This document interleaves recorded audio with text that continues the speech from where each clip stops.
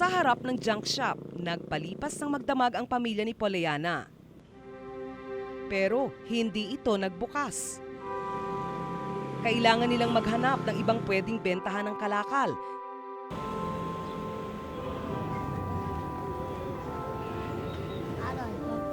Sa Happy Land na nila ibinenta ang mga kalakal. Sorry.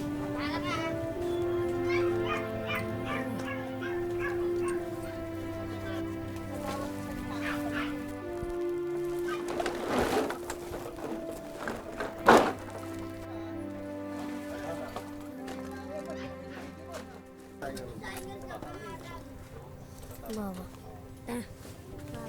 100, 200, 20, 25, 26, 27. Magkano lahat? 27. Para ano sila ng pera, hindi na sila humingi sa amin kasi alam nilang maliit lang yung kinikita namin. Nagagawa sila ng paraan para meron silang pera pang ano nila, pang bili-bili.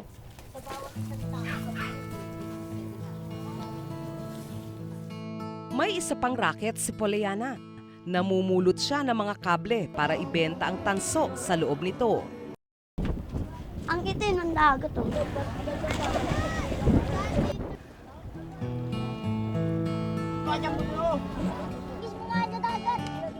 Masakit sa mata yung usok? Alam mo, itim. Masakit din sa ilong? Abaw. Dabo.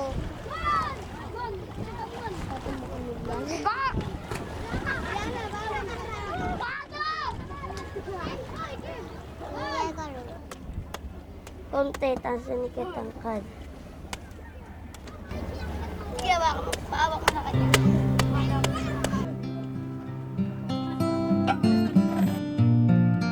Umabot ng kalahating guhit ang tanso na naipon niya.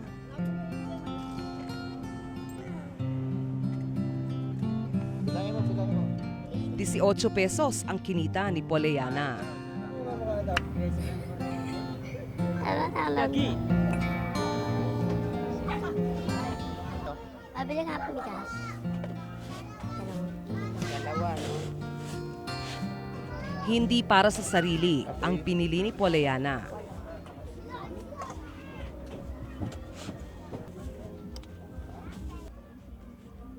Tapos yung sukli.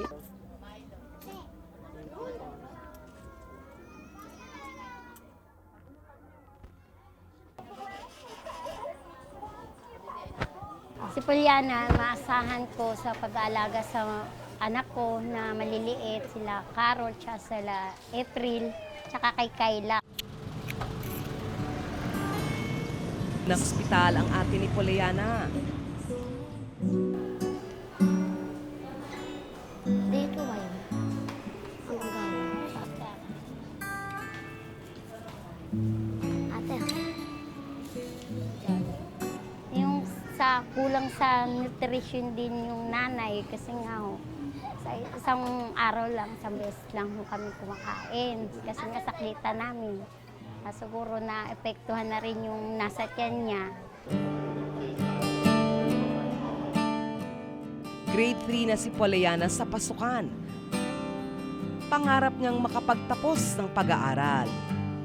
Gusto ko po yung doktor. Tulungan ko ng may sakit. Pero mahihirapan daw ang mga magulang niyang suportahan ang pangarap ni Polleyana. Ayan ang hindi ho namin masagot sa kanya. Kasi nga, alam naman niya yung buhay namin.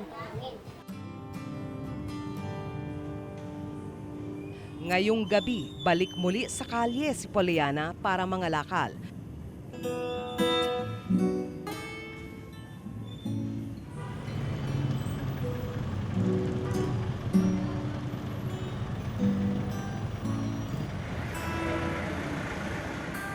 Kailangan niyang kumita ng pera para sa pagkain nila bukas.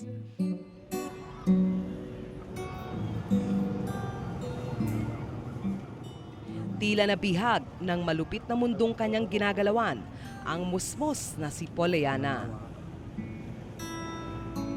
Pangarap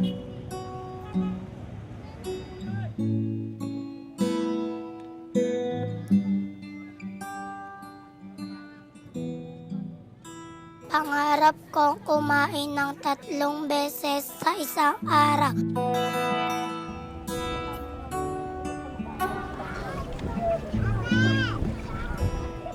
Pangarap ko magkaroon ng maayos na tirahan.